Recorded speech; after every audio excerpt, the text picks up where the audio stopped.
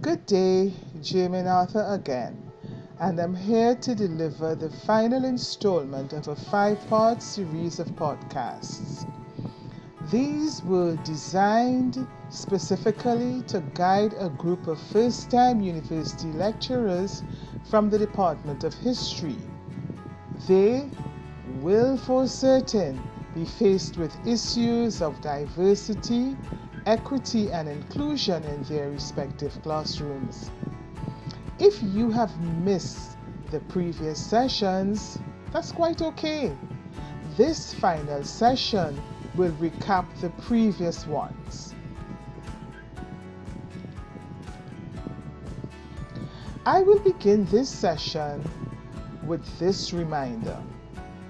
All means all. In other words, none shall be left behind.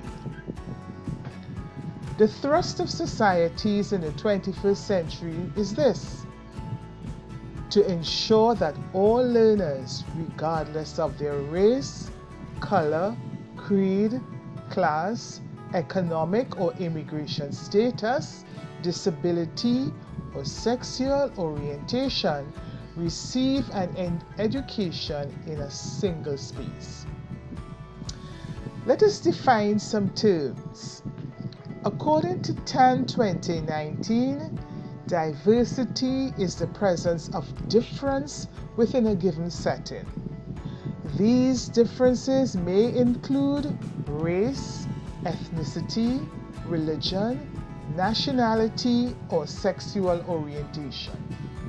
Tutu 2021 defined equity specifically as it relates to education as making sure that equitable and quality education is accessible to all students irrespective of their background.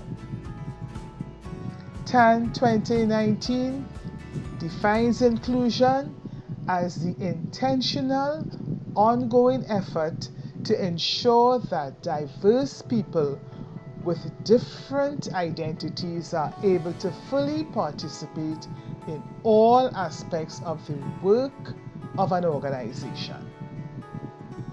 For inclusion to be a comfortable and beneficial arrangement, there must be an appreciation of diversity and the existence of equity. The vehicle that would address issues of diversity, equity, and inclusion is the Universal Design for Learning, or UDL. UDL, according to Joseph Lathan, is an inclusive teaching methodology that offers educators a set of strategies and tools for engaging every student.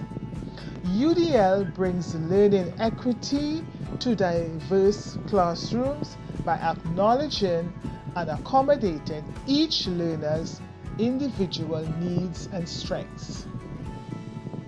The philosophy underpinning UDL is that every student learns differently and therefore must be given the opportunity to learn in their unique learning style.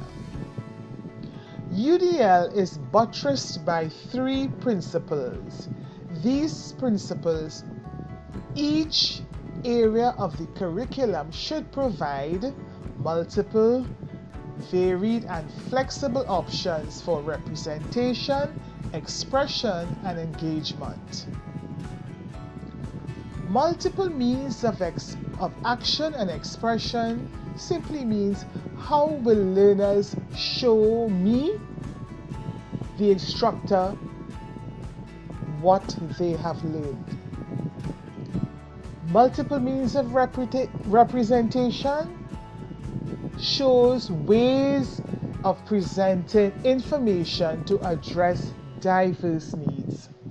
Multiple means of engagement promoting student interest, attention, motivation, and/or persistence. Inclusion, according to Alberta Education, is a way of thinking and acting that demonstrates universal acceptance of and belonging for all children and students. So, who should be included? Remember, all means all. Therefore, you should include those with learning disabilities, those with physical disabilities, those from varied socioeconomic backgrounds, those from different ethnic backgrounds. The role of technology in inclusive education.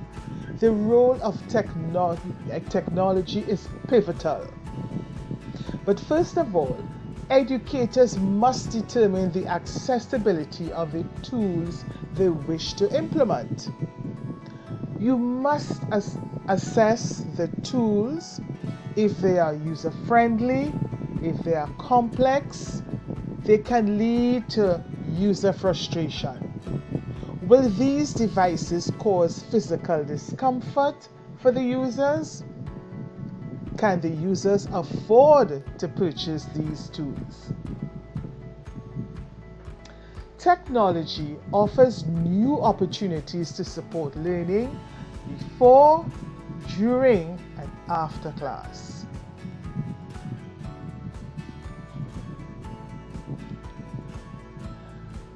Let me introduce you to a mathematical formula of sorts. UDL plus technology equal diversity, equity, and inclusion. Let's see how a marriage between technology and the UDL can lead to inclusion. Let's look at Principle 1, provide multiple means of representation. This is really presenting information and content in different ways. To make an asynchronous tool inclusive, add caption to the narration. The same can be done for PowerPoint presentations, video messages, video tutorials, and other video or audio information that you create for your class. The use of this tool will be effective for learners who are visually impaired, as they can benefit from the narration. The hearing impaired will benefit from the captions. This tool will also suit students who have a preference for visual learning. When tutorial notes and other course information are sent to your students using Word, the students can benefit from the use of the speech-to-text features in the older version of Word. There is also the Immersive Reader in Office 365, which comes with a built-in translator. These can greatly assist students for whom English is a foreign language. They will be able to learn the correct pronunciation of words. Students with dyslexia and other reading difficulties will benefit immensely from this feature. Principle 2. Provide multiple means of action and expression. This allows students to express what they know in different ways. Students who struggle with writing and language may choose to submit their work in an audio presentation in the form of, let's say, a podcast. Blogs present a space for students to write both formally and informally. Blogs also support multiple forms of media such as images, videos, links, etc., so they can help students bring creativity to their communication. Principle 3. Provide multiple means of engagement. Okay, how do you stimulate interest and motivation for learning? An inclusive tool that can bring all members of the class together is an online bulletin board like Padlet, for example. It is a shared space where students can post comments, links, or other information and can comment on each other's posts. It can support students with disabilities and language learners to have a shared forum to discuss and organize information. As an educator, I am doing my part, and I am encouraging you to do the same. As an educator, I have done all to ensure that there is room for all in my classroom. We must be cognizant of the fact that not all students make their disabilities known. Therefore, by marrying the principles of UDL with technology, you could very well be meeting the learning needs of a student with an undisclosed disability. When selecting digital tools, it must be borne in mind that in your class, there will be students for whom investing in paid versions of some tools can be prohibitive. So you are encouraged as far as possible to use the free version of a particular software. In large measure, I have transformed some of my lectures to podcasts, videos, and electronic notes. Students are now free to present their work in digital formats, either using a video or computer-assisted art, PowerPoint presentations, etc.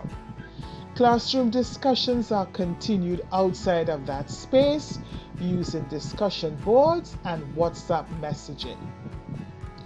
The sober reality for us in the region is that inclusion in some instances remains afar off. UNESCO estimates that some 32 million children in Latin America and the Caribbean live in households that are not connected to the internet. UNESCO 2020. The organization is contending that internet access should be made a universal right so that the entire population can take advantage of opportunities and benefits of being connected. Despite these challenges, you should encourage your student to make the investment to get connected. When they do, the opportunities and benefits of being connected will be worth the sacrifice.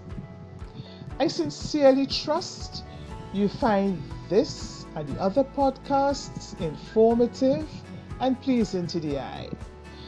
I took the advice of my instructor and included references to support my position. I also added some points and notes to complement what I am conveying. So thank you for spending this time with me and best wishes.